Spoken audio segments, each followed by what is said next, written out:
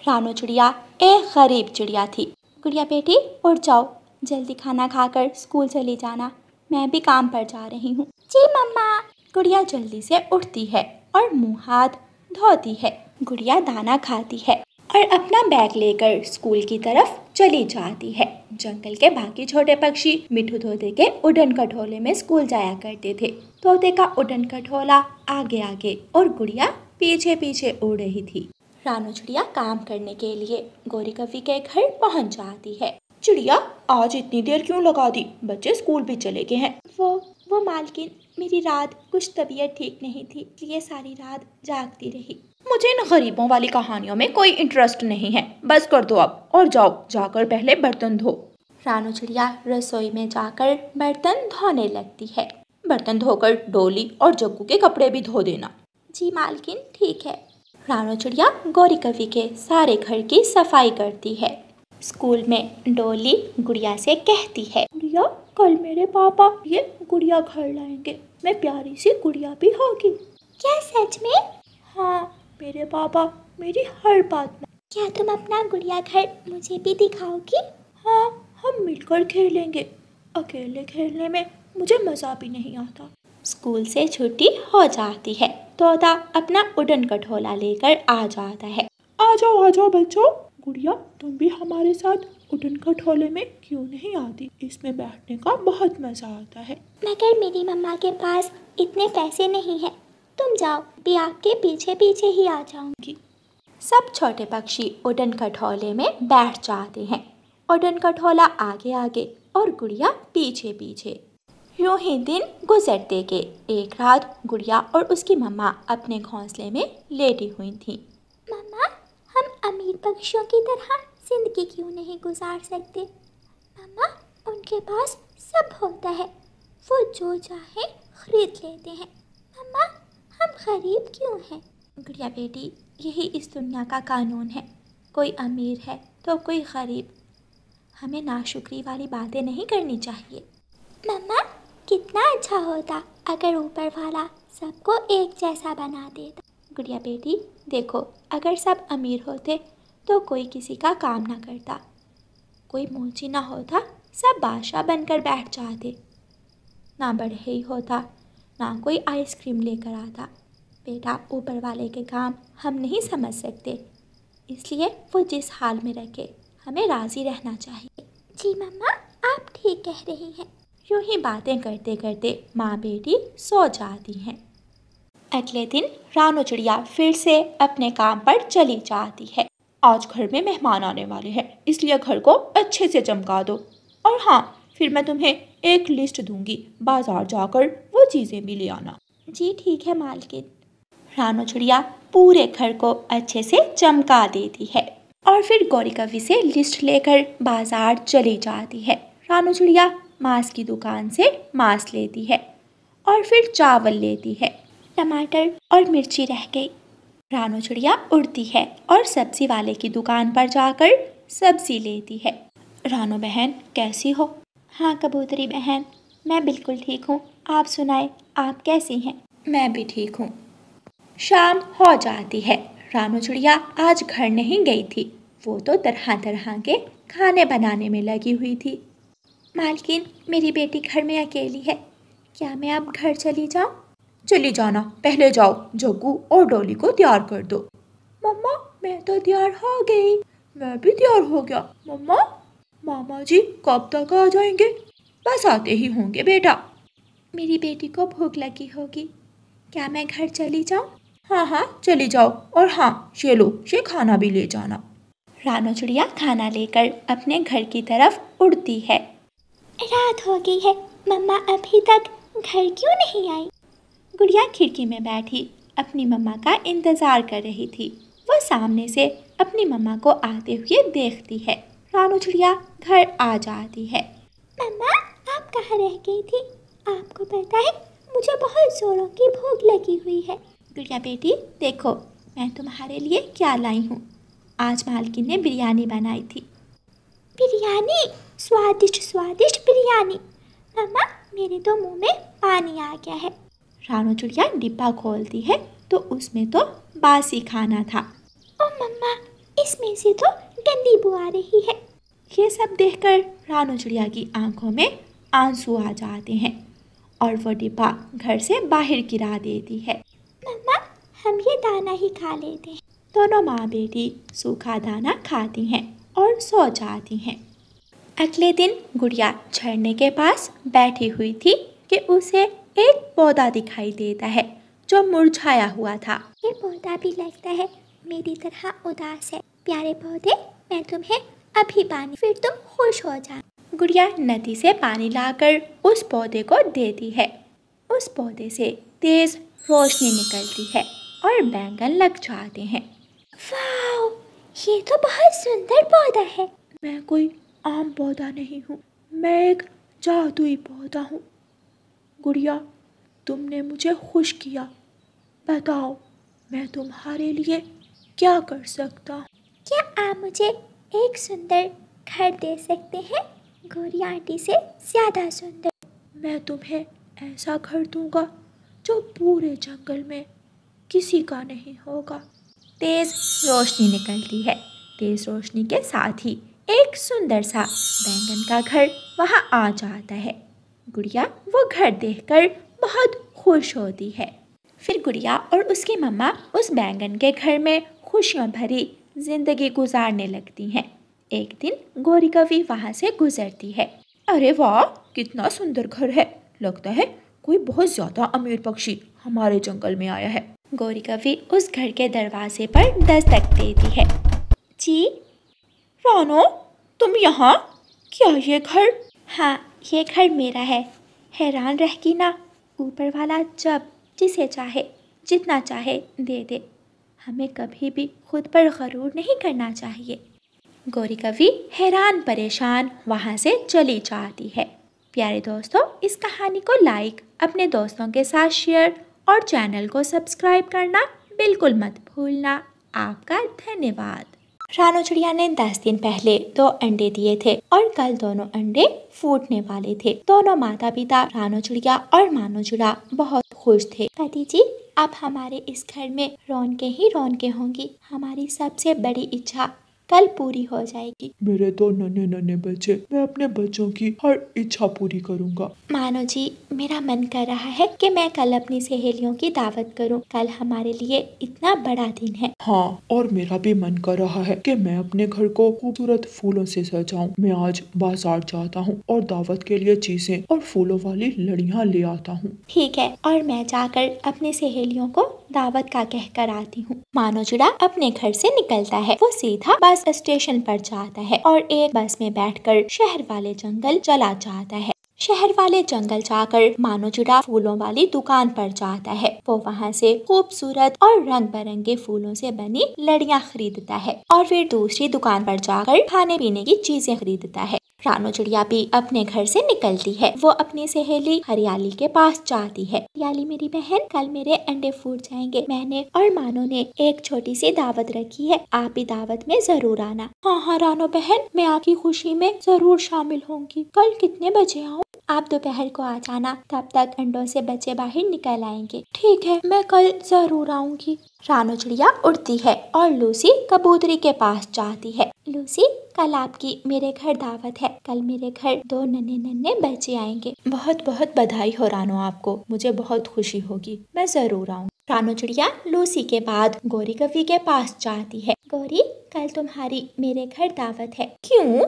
ऐसे मुफ्त में तुम कब से हमें खिलाने लग गई हो? कल मेरे अंडों से बच्चे आ जाएंगे। मुझे तो आज ही वो पल सोच सोच कर इतनी खुशी हो रही है। इतनी भी खुशी अच्छी नहीं, कहीं ये ना हो कि अंडों से बच्चे बाहर ही ना आए। कैसी फजूल बातें कर रही हो? मेरे अंडे सेहतमंद हैं। हमने बुलबुल डॉक्टर से भी चेकअप करवा लिया है। अगर तुमने कल आना हुआ तो आ जाना। अच्छा ठीक है, मेरे पास और भी बहुत काम है, जब समय मिलेगा तो आ जाऊंगी। रानू चिड़िया वहाँ से चली जाती है। मानो चिड़ा भी शहर वाले जंगल से सारा सामान घर ले जाता है और अपने घर को सजाना शुरू करता है। हरियाली तोती लूसी कबूतरी के पास जाती है। लूसी, मुझे कल रानू ने अपने घर दावत का कहा है। हाँ, वो मेरे पास भी आई थी। उसके घर इतनी बड़ी खुशी आने वाली है, हमें चाहिए कि हम कुछ लेकर जाएं। चलो हम दोनों शहर वाले जंगल जाते हैं, वहाँ से कोई अच्छी चीज मिल ही जाएगी। हरियाली तोती और लूसी कबूतरी बस में बैठती हैं और शहर वाले जंगल चली जाती हैं। लूसी मिठाई वाली दुकान से मिठाई लेती है और हरियाली तोती खिलौनों वाली दुकान पर जाती है और बच्चों के लिए खिलौने लेती है और फिर दोनों सहेलियां वापिस आ जाती हैं। सुबह हो जाती है। मम्मा चिड़िया दावत की तैयारी शुरू करती है। वो रसोई में जाती है और चावल और मीठी खीर बनाना शुरू करती है। दोपहर के वक्त लूसी कबूतरी और हरियाली तोती रानो चिड़िया के घर आ जाती हैं। घोंसले में एक अंडा जोर जोर से हिलता है और वो अंडा फूटता है। उस अंडे में से एक सुंदर सा बेटा बाहर निकलता है। थोड़ी देर बाद दूसरा अंडा भी जोर से हिलता है और फूटता है और उस अंडे में से एक प्यारी सी बेटी बाहर निकलती है। दोनों माता पिता बहुत खुश थे। वो दोनों बच्चों को अपने गले से लगा लेते हैं। दोनों की आंखों में खुशी के आंसू थे। और फिर मम्मा चिड़िया मेहमानों को खाना परोसती है। खाने के समय तो गौरी कवि भी आ जाती है। सब मिलकर खाना खाते हैं। बच्चों, ये है आपकी हरियाली आंटी। ये आपके लिए बहुत सारे खिलौने लाई हैं। खिलौने? हम खिलौनों से खूब खेलेंगे। शुक्रिया आंटी आपका। ये है लूसी आंटी, ये मिठाई लाई है। मैं आप दोनों को बाद में खिलाऊंगी। मजेदार मिठाई। और ये है गौरी आंटी। ये क्या लाई है? कुछ भी नहीं। लगता है ये सिर्फ खाने आई है। बच्चों, ऐसा नहीं कहते, गंदी बात। मैं तो घर जा रही हूँ। तुम्हारे बच्चों की चूं-चूं से मेरा सर दर्द कर रहा है। गौरी, अभी तुम्हारे बच्चे नहीं हैं, इसलिए तुम ऐसा कह रही हो, वरना सब बच्चे ऐसे ही शोर मचाते हैं। अच्छा, तो तुम मुझे औलाद ना होने का ताना दे रही हो। एक तुम्हारे बच्चों ने मेरी बेइज्जती की और तुम भी मेरे सर पड़ रही हो। गौरी कवि गुस्से में वहाँ से चली जाती है। मैं छोड़ूंगी नहीं उस चिड़िया को। अपने बच्चे हो जाने का इतना गरूर है उसे। मैं भी अब देखती हूँ कि कैसे उसके बच्चे जिंदा रहते हैं। कुछ दिनों बाद रानो चिड़िया और मानो चिड़ा दाना ढूंढने जाते हैं। गौरी कवि पेड़ के पीछे छुपी उनको देख रही थी। जैसे ही वो थोड़ा दूर निकल जाते हैं, गौरी कवि भागी भागी चील के पास जाती है। चाची चील, आज मैं एक ऐसा शिकार लाई हूँ कि जिसे खाकर तुम्हें मजा ही आ जाएगा। अच्छा, जल्दी बताओ कहाँ है वो शिकार? आओ मेरे साथ। चिड़िया के 2 छोटे छोटे बच्चे हैं। उन बच्चों को खाकर तुम्हें जो मजा आएगा वो तुम्हें और किसी भी पक्षी का मांस खाकर नहीं आया होगा। मेरे मुंह में तो पानी आ रहा है। गौरी कवि चील को रानो चिड़िया के घर ले जाती है। चील जल्दी से चिड़िया के घर में घुसती है और बच्चों को पकड़कर खा जाती है और जल्दी से वहाँ से भाग जाती है। थोड़ी देर बाद मम्मा चिड़िया पापा चिड़िया जब अपने घर आते हैं तो दोनों के तो होश ही उड़ जाते हैं। वो दोनों जोर जोर से रोना शुरू कर देते हैं। घोंसले में उनके बच्चों और चील के पंख थे। मेरे बच्चे, मेरे प्यारे बच्चे, गंदी गंदी चील खा गई। मैं क्यों गई दाना लेने। क्या हमारी किस्मत में बस इतनी सी ही खुशी थी? क्यों हम अपने बच्चों को दूसरे बच्चों की तरह पाल ना सके? क्यों हम अपने बच्चों की रक्षा ना कर सके? दोनों पति पत्नी सारी रात रोते रहते हैं। जंगल के सभी पक्षी रानो चिड़िया के पास अफसोस करने आते हैं। रानो को तो अपना कोई होश ही नहीं था। उसका जीवन तो जैसे उजड़ गया था। कुछ दिन गुजर जाते हैं। कुछ दिनों बाद गौरी कवि भी 2 अंडे देती है, लेकिन उन अंडों को देखकर अब गौरी कवि को अपने किए पर शर्मिंदगी हो रही थी। मुझसे कितना बड़ा पाप हो गया। माँ बनने की खुशी क्या होती है मुझे अब पता चल रहा है, और मैंने रानो चिड़िया से ये खुशी छीन ली। ये अंडे तो मुझे अब रानो चिड़िया के अंडों की याद दिलाते रहेंगे।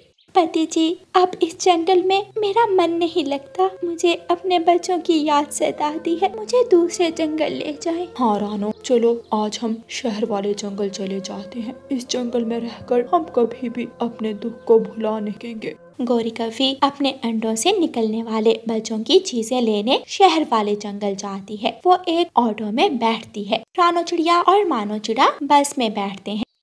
जिस ऑटो में गौरी बैठी थी, रास्ते में उस ऑटो की ब्रेकें फेल हो जाती हैं। ऑटो एक पेड़ से टकराता है। गौरी बुरी तरह घायल हो जाती है। रानो चिड़िया और मानो चिड़ा पिछली बस में थे।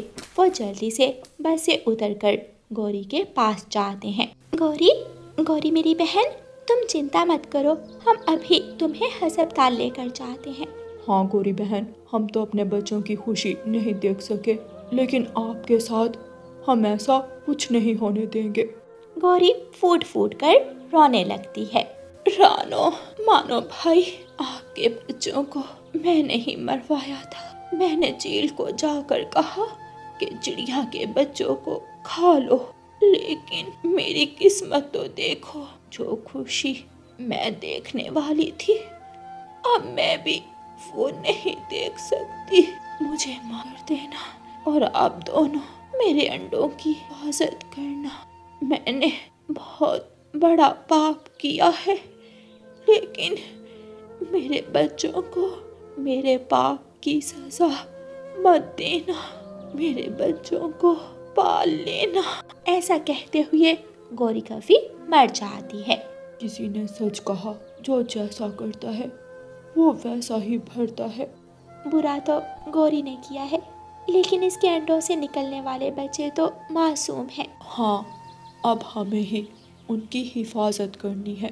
फिर दोनों रानो चिड़िया और मानो चिड़ा गौरी के घर जाते हैं और उसके अंडों की हिफाजत करते हैं और अंडों से निकलने वाले बच्चों को अपने बच्चों की तरह पालते हैं। प्यारे दोस्तों, इस कहानी को लाइक, अपने दोस्तों के साथ शेयर और चैनल को सब्सक्राइब करना बिल्कुल मत भूलना। आपका धन्यवाद। प्यारे दोस्तों, इस कहानी के कल वाले भाग में आपने देखा कि कालू कौवा एक बहुत ही आलसी और कामचोर कौवा था। वो कोई काम नहीं करता था और गौरी को अपनी झूठी बातों में फंसाकर उसे उल्लू बनाता है। कालू कौवा गौरी से शादी करना चाहता था, इसलिए वो गौरी कवि से झूठ बोलता है कि वो बहुत ज्यादा अमीर कौवा है। कालू कौवा गौरी कवि को इम्प्रेस करने के लिए जंगल के बाकी पक्षियों से उधार पैसे लेता और गौरी कवि के लिए तरह तरह की चीजें लेकर आता ताकि गौरी उसे शादी के लिए राजी हो जाए। प्यारे दोस्तों, अब देखिए आगे का भाग। कालू कौवा कबूतर को पागल बनाकर उसके घर जाता है। लूसी लूसी, मेरी बहन लूसी, वो कबूतर। क्या हुआ है कबूतर को? वो खेत में काम कर रहा था कि अचानक उसे चक्कर आया और वो गिर गया। वो तो अच्छा हुआ मैं वहाँ से गुजर रहा था तो मैंने उसे देख लिया। मैं उसे अस्पताल छोड़ कर आया हूँ, तो मैं ऐसा करो, मुझे 500 रुपए दे दो उसके इलाज के लिए। मैं भी साथ जाऊंगी, पता नहीं क्या हो गया है मेरे पति को, मुझे भी साथ जाना है। लूसी बहन, आपको चिंता करने की जरूरत नहीं, मैं अभी कबूतर का इलाज करवा कर उसे घर लेकर आता हूँ। आप ऐसा करें, उसके लिए जल्दी से गरम गरम सूप बना दें और मुझे इलाज के पैसे दे दें। लूसी कबूतरी जल्दी से अलमारी से पैसे निकालती है और कौवे को दे देती है। कालू कौवा पैसे लेकर वहाँ से चला जाता है और लूसी अपने पति के लिए सूप बनाने लगती है। कालू कौवा पैसे लेकर सीधा समोसों की दुकान पर जाता है और वहाँ से समोसे लेता है। समोसे लेने के बाद कालू कौवा कपड़ों की दुकान पर जाता है और वहाँ से एक सुंदर सी साड़ी खरीदता है और झरने पर चला जाता है। ये लो सुंदर कवि, तुम्हारे लिए मजेदार गरम गरम समोसे, और ये मेरी तरफ से तुम्हारे लिए एक तोहफा। गौरी कवि बैग खोलती है और उसमें से साड़ी निकलती है। क्या ये आप मेरे लिए लाए हो? तो और क्या, ये साड़ी तुम पर बहुत अच्छी लगेगी, कल यही पहन कर आना। कालू जी, फिर आप कब आ रहे हैं मेरा पंख मांगने? बहुत जल्द। मेरी तो खुशकिस्मती होगी आप जैसी कवि को अपने घर लाऊं, मेरे घर में रौनक ही आ जाएगी। गौरी कवि कालू कवि की ऐसी बातें सुनकर और भी खुश हो जाती है। अभी तक कालू कौवा मेरे पति को लेकर आया नहीं, मैं जाकर देखती हूँ। लूसी कबूतरी जाती है। रास्ते में खेत था जहाँ कबूतर काम कर रहा था। लूसी कबूतर को देखकर हैरान हो जाती है और जल्दी से कबूतर के पास जाती है। कबूतर पति जी, आप ठीक हो गए? हाँ, मैं तो ठीक ही हूँ, मुझे क्या होना है? आप तो बीमार नहीं थे। मैं और बीमार? अरे नहीं नहीं, बीमार तो कालू था। लेकिन उसने तो मुझे कहा था कि आप बीमार हैं। उसने मुझे कहा था कि मैं बीमार हूँ, तो मैंने उसे कहा कि जाओ लूसी से पैसे ले आओ। वो मुझसे पूरे 500 रुपए लेकर गया है। कम बख्त कहीं का, मुझे लूट कर चला गया। कितना बड़ा फ्रॉडिया है वो। गौरी कवि भी अपनी माँ को कालू कौवे के बारे में बता देती है और अपनी माँ को शादी के लिए मना लेती है और फिर शादी का दिन आ जाता है। कालू कौवा बारात लेकर आता है। गोरी कौवी लाल लहंगे में सजी बैठी थी। दोनों की शादी हो जाती। कालू कौवा गोरी कौवी को बिहाकर एक बहुत बड़े किराए के घर में ले जाता है। गोरी कौवी इतना बड़ा घर देखकर हैरान हो जाती है। कालू पति जी, इतना बड़ा घर आपका है? हाँ जी गोरी पत्नी, और अब ये घर आपका भी है। मेरी हर चीज अब आपकी है। ऐसे ही 2-3 दिन गुजर जाते हैं। एक दिन कालू कौवा घर से बाहर था। एक पक्षी कौवे के दरवाजे पर आता है और दस्तक देता है। गोरी कौवी दरवाजा खोलती है। कौन हो तुम? ऐसे सुबह सवेरे ही मुंह उठाकर आ गए हो। बाजी कौवी जी, ये मेरा घर ही है। मैं अपना घर वापस लेने आया हूँ। तेरा दिमाग तो ठीक है। कौन सा घर? ये घर मेरा है, मेरे कालू पति जी का है। गंदी शक्ल वाले, निकल जाओ यहाँ से। कौवी जी, ये मेरा ही घर है। आपके पति ने ये घर मुझसे किराए पर लिया है। शाम को आए तो उसे बता देना कि मैं आया। जब शाम को कालू कौवा घर आता है तो गोरी कौवी उसे सारी बात बताती है। गोरी, ऐसे गरीब पक्षियों से ज्यादा बात मत किया करो। ये बहुत खतरनाक पक्षी होते हैं। हम जैसे अमीरों को तो ये देख नहीं सकते। आप चिंता मत करें, मुझे पहले ही पता है कि ये सब आपसे जलते हैं। अगले दिन कालू कौवा गोरी कौवी को अपने पुराने घर में ले जाता है। कालू जी, ये टूटा हुआ घर किसका है? गोरी पत्नी जी, इस घर में तो हम बस 2-3 दिन रहेंगे, फिर मैं तुम्हें शहर वाले जंगल लेकर जाऊंगा। अगले दिन गोरी कौवी उड़ती हुई नदी पर जाती है। वहाँ रानो चिड़िया बैठी हुई थी। आप वही हो जिसकी शादी कालू कौवे से हुई है? हाँ हाँ, मैं वही हूँ। मेरा इतना सुंदर पति, इतना अमीर पति, देखो मेरी किस्मत कितनी अच्छी है। रानो चिड़िया हंसने लग जाती है। एक नंबर का फ्रॉडिया है वो तो। मुझसे इतने पैसे उधार लिए हैं लेकिन आज तक वापस नहीं किए। नाई की दुकान है उसकी। पता नहीं तुम्हें कौन सी कहानी बनाकर सुना गया है वो। तुम सब जलते हो मेरे पति से। खुद तो तुम कमजोर और गरीब हो, मेरी किस्मत से जलती हो तुम। ऐसा कहते हुए गोरी कौवी वहाँ से उड़ जाती है। अगले दिन जब कालू कौवा काम पर जाने लगता है तो गोरी कौवी उसे कहती है, पति जी, कभी मुझे भी काम पर लेकर जाया करें। मेरा भी मन है मैं आपकी फैक्ट्रियाँ देखूं। पत्नी जी, अभी काम बहुत है। मैं फिर किसी दिन आपको लेकर जाऊंगा।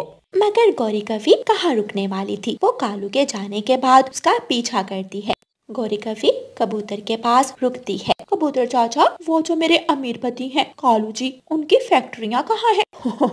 कौन? वो फ्रॉडिया? अरे उसकी तो नाई की दुकान है। ये 2 नदियाँ छोड़कर एक पीपल का पेड़ आएगा, वहाँ दुकान लगाता है अपनी। गोरी कौवी जल्दी से वहाँ जाती है। कालू कौवे ने शीशा पेड़ के साथ लटकाया हुआ था और एक पक्षी के बाल काट रहा था। कालू के बच्चे, मेरे साथ धोखा, इतना बड़ा धोखा किया तुमने। गोरी, मेरी बात सुनो। कोई बात नहीं सुनूंगी। मुझे कहा कि बड़ी बड़ी फैक्ट्रियाँ हैं और यहाँ नाई की दुकान खोल रखी है। हाँ, मैंने तुमसे झूठ बोला, लेकिन पत्नी जी, मैं सच में आपसे प्यार करता हूँ। सिर्फ आपसे शादी के लिए झूठ बोला था। मैं तो शादी से पहले ये काम भी नहीं करता था, लेकिन आपकी खातिर ये सब भी कर रहा हूँ। गोरी को कालू की आंखों में सच्चाई नजर आती है और गोरी का गुस्सा ठंडा हो जाता है। अच्छा, ऐसी बात है। और मैं भी कौन सा बहुत अमीर घराने से हूँ जो मैं आपसे अमीर ना होने का गिला करूंगी। लेकिन आप मुझसे वादा करें कि मुझे हर रोज पैसे ला कर देंगे, मुझे भोजन की कमी नहीं होने देंगे। हाँ,